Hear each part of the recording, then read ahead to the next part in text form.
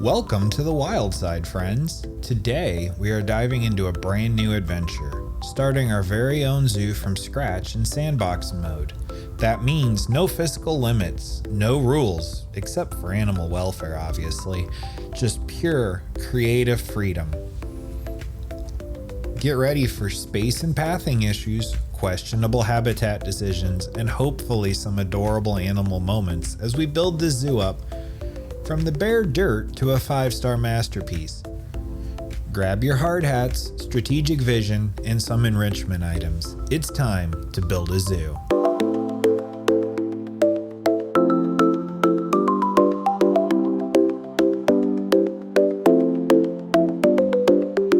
The overall plan is to have a modern zoo set in Hawaii. And while on PC you can put exactly where you want to in your zoo, I haven't found out how to do that on console, so technically this is a tropical North America zoo, even though it's on the map located in Central America. The aesthetic I'm going to attempt is obviously tropical, but also eco-conscious, sleek when appropriate, and rooted in nature, and to transport guests to little slices of the world to see animals as they are in much of their native environment as I can possibly design. Now, I do want to say I am not a particularly gifted Planet Zoo player in terms of the art. I'll try to link several people that are just amazing in terms of habitat design, etc. I want to get better at it. One of the ways to get better is to practice. So if you've got some suggestions, by all means, I want to hear them. Don't be shy in the comments.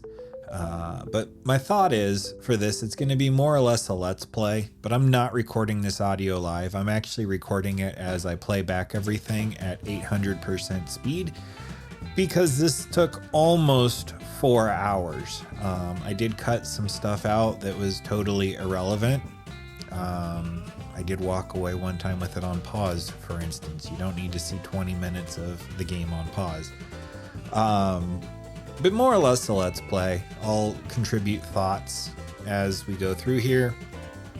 I won't be talking the whole time because, one, you probably don't want to hear me talking the whole time, especially if I'm just making up filler. But two, sometimes I notice when I'm playing these, I just want to focus on what the person's doing. And when they talk, sometimes that gets in the way of me learning. I'm not saying that I'm amazing, but maybe I do something that helps someone, and that would be cool. So yeah, I'll be going in when appropriate and slowing things down or speeding things up. I am doing this in Sandbox mode. It's to try to mitigate animal availability and cost limits. I think there's an option to do some limiting features, so I'm going to do that. And there actually is. Some things, though, I'm going to keep off, like animal stress. The animals don't poo, because I want this to look pretty when I do my dramatic fly-throughs and videos and snippets and whatnot. I will tell you right now that while this is technically a finished video, I'm not done messing with things. I don't know that you're ever done messing with things. But like I said, it was almost 4 hours. It was time to wrap it and get going. And you'll see towards the end that while I do get species in, everything's not complete. And I kind of like that. I may leave it like it is and come back to it later to give you all a chance to comment, and maybe I can take in some of those suggestions. Also, we need to name this zoo. And I'm thinking that since we're basically going for tropical paradise, we should call it Malama Aina or Malima Aina. If you know the correct pronunciation, let me know. I think it's Malama Aina, which, as I understand it, is a Hawaiian phrase that roughly translates as an expression of responsibility to care for the land and properly manage the resources and gifts that it provides. So, Malama Aina sounds like a great name for an eco-conscious, forward-thinking zoo. Now, while I've been doing all of this talking, been building our front plaza. our front entryway. I've already done the patio, and now I'm working on what I view as 3 separate buildings kind of shoved together in one. And Adam Up gave me the idea. Again, I will try to find and link the video, but skill issue, being on console, not computer, I didn't have the ability to do what he did. So instead it's one big building divided into 3. This middle section is your front entryway. As you can see, we have 2 entrances to the zoo over here. There's information booths, and some other things maybe going in later.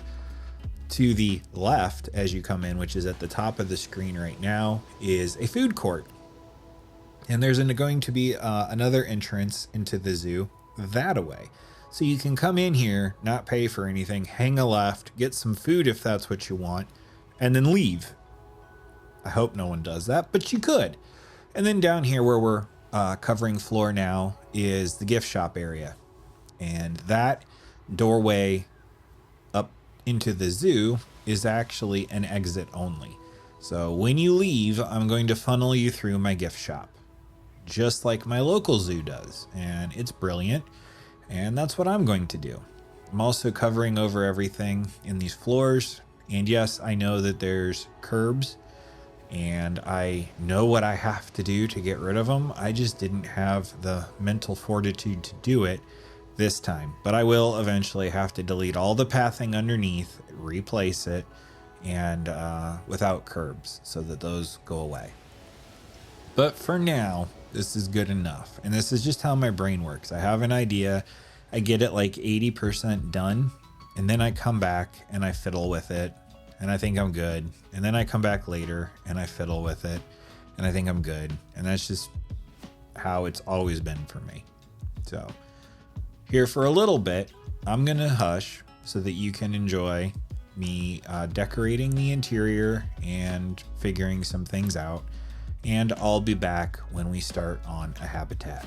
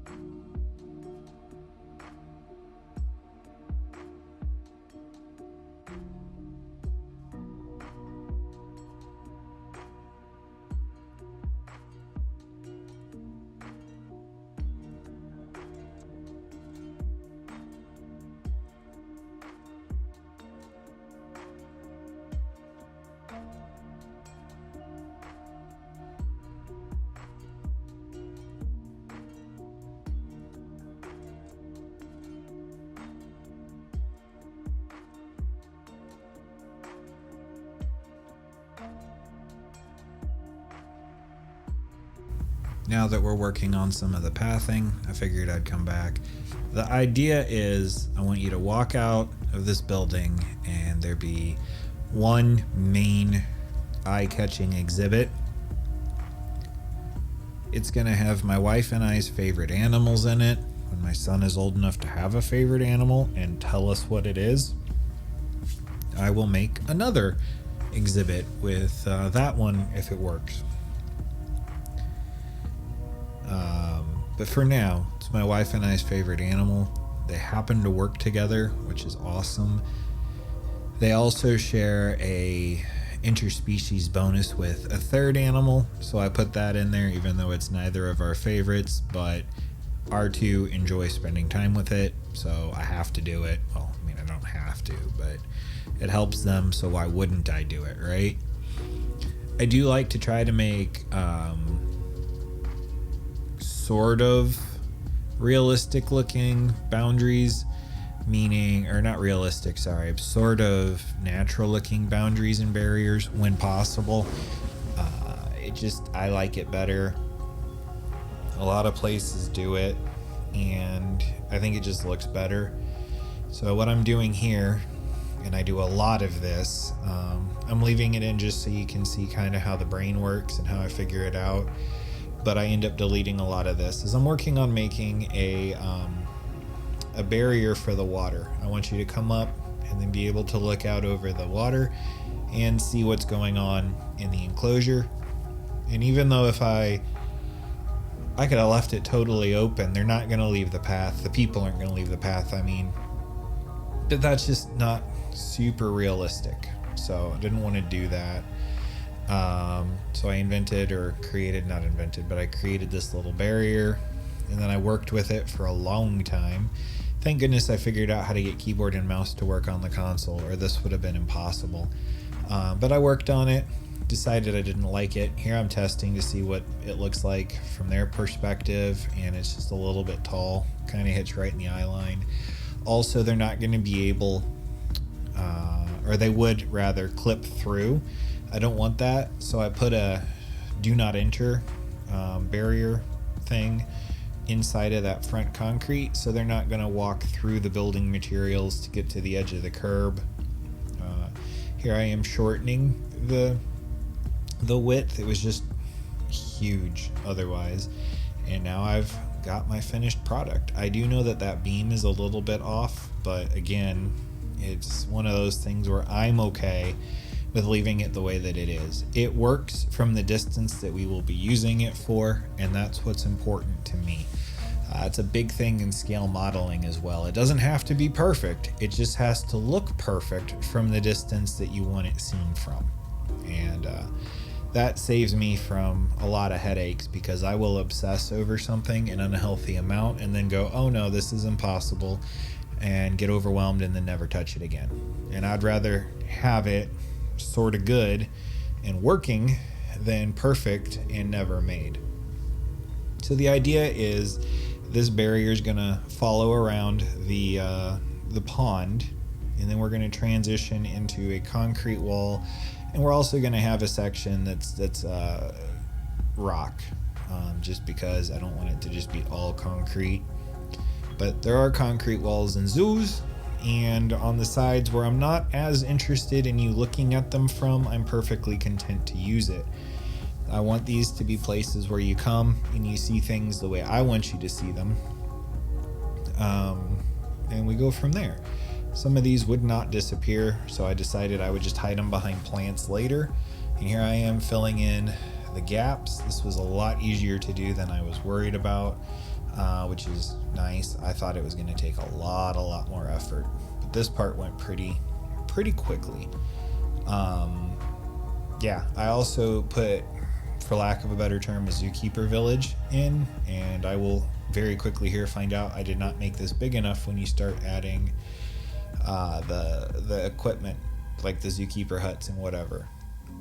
I did not, however, make a back of the house area, so I may end up expanding this pathing and moving the zookeeper entrance area and adding more, because I really do want there to be back of the house areas. One, it's realistic. Two, I think it's fun.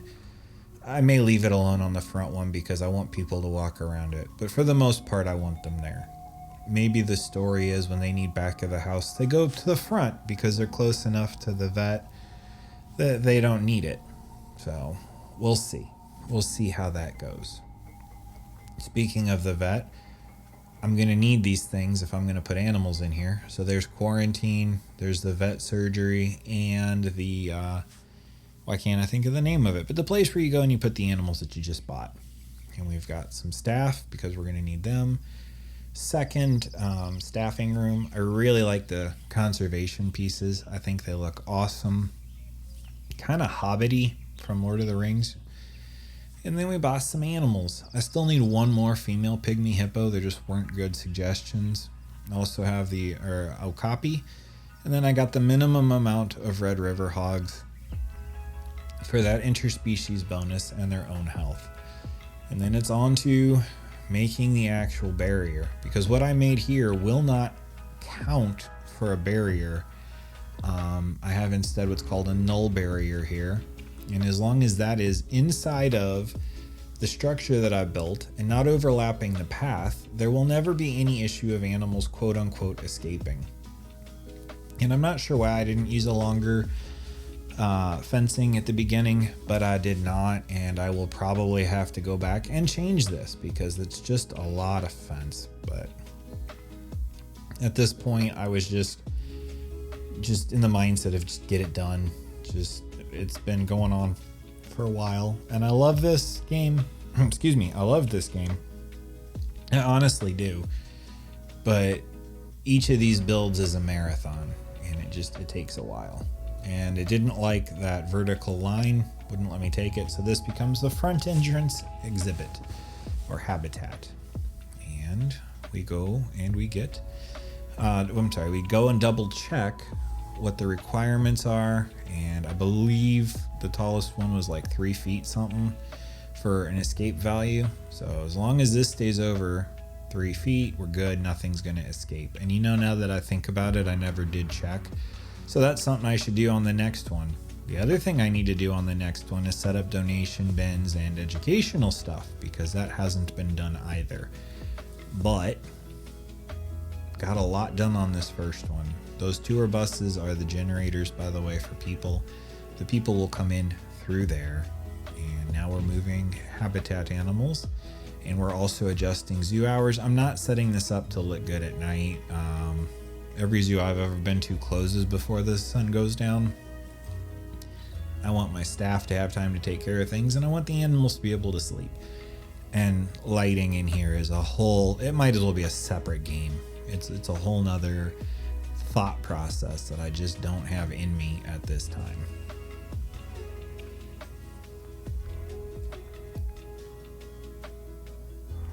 All right, so we got the water treatment in, and we're beginning to build the habitat. There's the hard shelter. Again, that may change. I've got basics in water, food. Turns out they all use the same type of food, so that's cool. And then just getting in the environmental enrichment items that they require. Again, the whole thing may change, but for now, this is where my brain is at, and I'll tweak it as I gain skill. So, clicked on the pigs. It's time to start modifying the area so that it can be what they want it to be. And then click on the next one, and then the next one, and just keep modifying things until everybody's happy. Because you can make everybody happy if you try hard enough, at least in this game. That's not necessarily life advice though, folks. So, the pygmy hippos are so cute. I see one of them over there. I'm thinking that's probably going to be how episode 2 starts, is just hanging out with these animals for a little bit and then getting involved. Also going to need foliage, and my foliage game is weak, but it ended up being pretty okay. Is it amazing? No, but it's serviceable. I don't think I embarrassed myself, or if I did, then I just released embarrassing stuff onto the internet. but I think it'll be fine. And yes, I'm sure those reeds are floating, but from the surface, it looks great. And I don't plan on spending time underwater. So again, my motto, from where I need it to be seen, it looks good. So we're good. We're sticking to the plan. Turned out there needed to be a lot of foliage in here, like a surprising amount of foliage, which was fine. Keeps it from being just a bare plain. But anyway, all right, guys, I think this is where I'm going to just leave until the very end. Actually, no, changing my mind. What I'm going to do instead is I'm going to wrap now. I appreciate all of you that watched. Again, I really do want your feedback. Let me know what you think, what I could change, what I could improve, tips and tricks. I want to get better at this. Also, shout out to everyone who's been watching my Planet Zoo videos. I don't ever plan on this being exclusively a Planet Zoo channel, but it is amazing the support that this community gives, and I really appreciate you. My top 3 best performing videos are all Planet Zoo videos, and I don't think that's a fluke. You guys are awesome. This community is awesome, and I look forward to this being a long-running series on my channel. So thank you all.